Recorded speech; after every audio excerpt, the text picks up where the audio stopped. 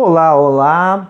Estamos aqui dando continuidade, portanto, nesse passeio no livro Adeus ao Trabalho, ensaio sobre a metamorfose e a centralidade do mundo do trabalho, do Ricardo Antunes.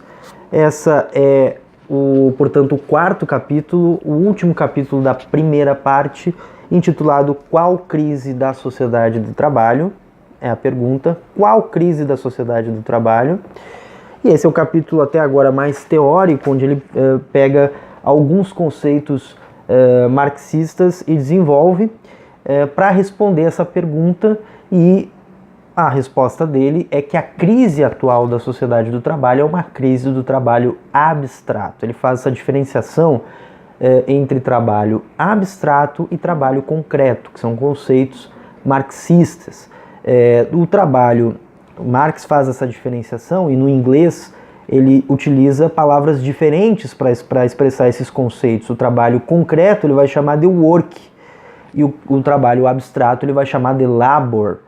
O work o trabalho concreto são os valores socialmente úteis, é o que nos faz atender, produzir valores de uso, qualidade de um objeto, atender a necessidade humana. O trabalho que atende a essas necessidades é o work, é o trabalho concreto. O labor é o trabalho, é a execução cotidiana do trabalho, e é o trabalho alienado, fetichizado, explorado pelo capital, né? Então essa é a diferenciação. Tanto é que então ele vai dizer que a desconsideração dessa dupla dimensão presente no trabalho possibilita que a crise da sociedade do trabalho abstrato seja entendida equivocadamente como a crise da sociedade do trabalho concreto. Essa é a resposta dele. Por isso que ele pergunta qual crise da sociedade do trabalho, e responde: a crise da sociedade do trabalho é a crise da sociedade do trabalho abstrato, não do trabalho concreto. E ele fala que o trabalho concreto é o primeiro momento de efetivação de uma sociedade humana. É o que nos faz humanos.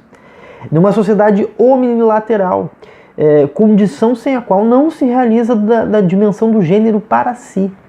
O trabalho concreto, o work, é a intervenção do homem junto à natureza para satisfazer necessidades. Portanto, é o que nos faz humano, é o que nos diferencia dos demais animais. Esse trabalho, ele não se encerra e não está em crise. O que está em crise é o trabalho abstrato, o trabalho que cada vez mais precarizado no mundo do capital. A superação do trabalho, portanto, ele defende essa superação do trabalho abstrato, passa pelo resgate de sua dimensão concreta, a dimensão concreta do trabalho, instaurando uma lógica societária radicalmente diferente da sociedade produtora de mercadorias. E ele fala, será capaz de, uma vez mais, evidenciar o papel fundante do trabalho criativo, que suprime a distinção entre trabalho manual, trabalho intelectual, que fundamenta a divisão do trabalho sob o capital, e por isso acaba por conseguir a protoforma de uma atividade humana emancipada. Portanto, o trabalho criativo, que é a superação entre o trabalho manual e intelectual, e portanto a superação do trabalho concreto pelo trabalho do trabalho concreto, superar o trabalho abstrato, é uma luta, e é a primeira tese que ele defende. Ele vai defender 5 teses nesse capítulo. Essa é a primeira tese, a superação do trabalho abstrato pelo trabalho concreto. Segunda tese, ele vai fazer a dicotomia entre trabalho e tempo livre, trabalho versus tempo livre.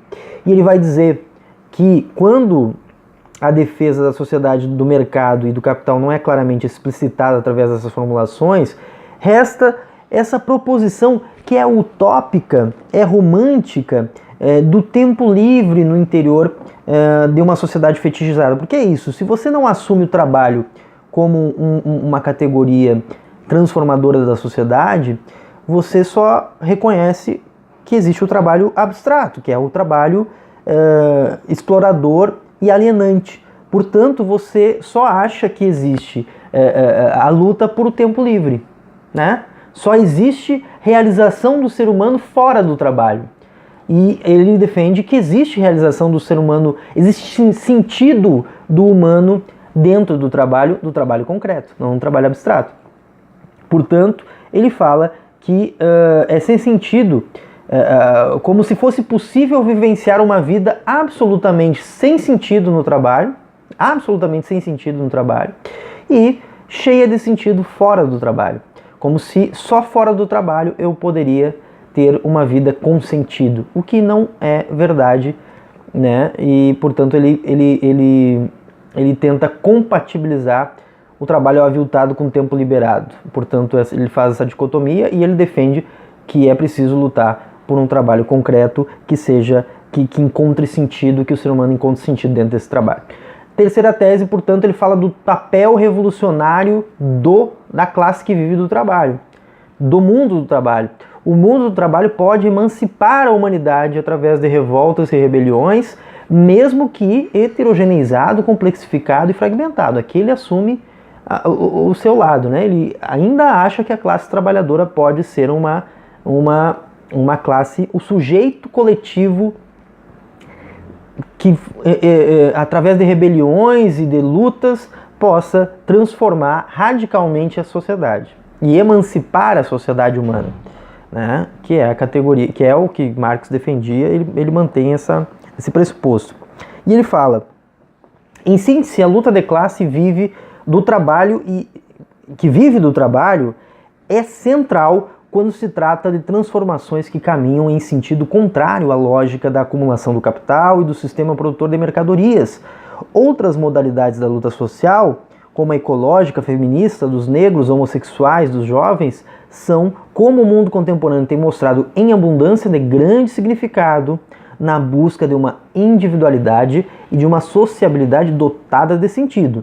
Mas, quando o eixo é a resistência e o confronto à lógica do capital e à sociedade produtora de mercadorias, o centro dessa ação encontra maior radicalidade, ainda que reconhecendo maior radicalidade quando se desenvolve e se amplia no interior das classes trabalhadoras, ainda que reconhecendo que esta empreitada é muito mais complexa e difícil que no passado, quando havia menor heterogeneidade e menor fragmentação dessa classe. Portanto, ele reconhece que a classe trabalhadora está fragmentada, está heterogeneizada, mas mesmo assim é o sujeito coletivo capaz de transformar essa sociedade e emancipar a sociedade humana. Então, e ele fala que essa revolução ela se dá no trabalho e do trabalho. É uma revolução do trabalho e no trabalho. No trabalho, na medida em que deve abolir o trabalho abstrato e o trabalho assalariado, a condição de sujeito mercadoria e instaurar uma atividade humana no trabalho concreto que gera coisas socialmente úteis no trabalho social emancipado. Mas também uma revolução do trabalho, uma vez que encontra no amplo leque de indivíduos, homens e mulheres que compreendem a classe trabalhadora, o sujeito coletivo capaz de impulsionar ações dotadas de um sentido emancipador. A quarta tese, ele vai perguntar quais estratos da classe trabalhadora têm maior potencialidade anticapitalista. Os segmentos mais qualificados, que se desenvolveram junto com o avanço tecnológico, pelo papel central que exerce no processo, eles teriam, no processo de criação de valores de troca, objetivamente eles são dotados de maior potencialidade anticapitalista. Porém, subjetivamente, são os setores que mais têm se integrado pelo neocorporativismo, pelo toyotismo e etc. Em contrapartida, os segmentos subproletarizados da classe trabalhadora têm subjetivamente menos importância nas lutas anticapitalistas, mas subjetivamente têm assumido ações mais ousadas, uma vez que não tem nada a perder na sociabilidade capitalista. Greves em países capitalistas avançados mesclam elementos desses dois polos na sociedade atual, portanto, esse é um debate, quais os segmentos e qual é a importância deles na potencialidade anticapitalista.